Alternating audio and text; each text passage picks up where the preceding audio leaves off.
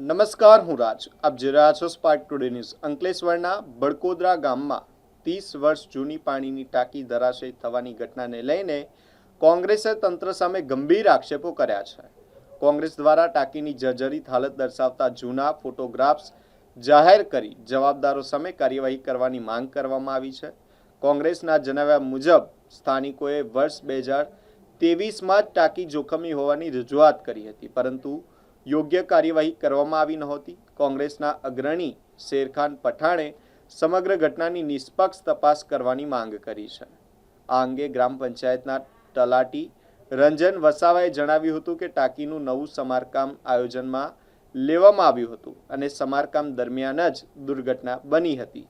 હાલ ગામમાં બોર અને જરૂર પડે તો ટેન્કર મારફતે પાણીની વ્યવસ્થા કરવામાં આવશે તેવું જણાવ્યું હતું. હાલમાં જ અંકલેશ્વર તાલુકાના ભડકોદરા ગામ ખાતે એક જર્જરિત પાણીની ટાંકી ધરાશાયી થઈ ગઈ છે.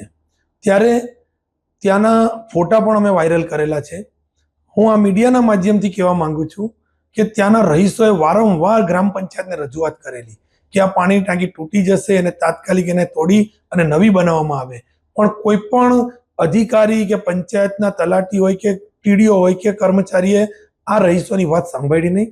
ત્યારબાદ આ ટાંકીની ઉપર આ પંચાયતે જર્જરિત ટાંકીની ઉપર સમારકામ શરૂ કરેલું અને એ સમારકામ પણ ક્યારે કરવામાં આવેલું જ્યારે એની ઉપર પાણી ભરી અને એને સમારકામ કરી રહ્યા હતા. ત્યારે આટલી મોટી જાનહાનિ થાય આવી બેદરકારી અધિકારીઓ દ્વારા કરવામાં આવી રહી છે. આવી બેદરકારી આ ગ્રામ પંચાયત દ્વારા જ કરવામાં આવેલી છે. એ પાણીની ટાંકીનું તમામ લાઇટ બિલ હોય કે એનું સમારકામ જે કંઈ કરવાનું હોય કે એની ઉપર પાણી ભરવાની જવાબદારી પંચાયતની હતી. આ પાણીની ટાંકી ધરાશાયી થઈ ગઈ છે. ત્યારે હું આજે આ મીડિયાના માધ્યમથી કહેવા માંગુ છું કે જે કોઈ પણ જવાબદાર અધિકારી હોય, જે કોઈ પણ એના જવાબદાર લાગતા ઓળખતા ગ્રામ પંચાયત જે કોઈ બી હોય એની પર તાત્કાલિક કાર્યવાહી કરવામાં આવે એવી હું આ મીડિયાના માધ્યમથી માંગ કરું. ભડકોદરામાં આદિત્યની પાણીની ટાંકી જર્જરિત હતી અને 35 વર્ષ સુધીની પડી છે. શું કારણ છે? પંચાયતમાં રજૂઆત કરી? હા, ટાંકી બાબતે પંચાયતમાં રજૂઆત કરેલી હતી અને જેના પગલાંના ભાગરૂપે પંચાયત દ્વારા નિરીક્ષણ કરીને ત્યાં જર્જરિત હોવાથી એમને ટાંકીના આયોજનમાં લીધેલી હતી. 24-25ના આયોજનમાં છે, જિલ્લા પંચાયત સભ્યશ્રી દ્વારા લેવામાં આવી હતી. આટલી જૂની ટાંકી હતી, પંચાયત દ્વારા ઉતારી લેવાની તકલીફ કેમ ના લેવાય?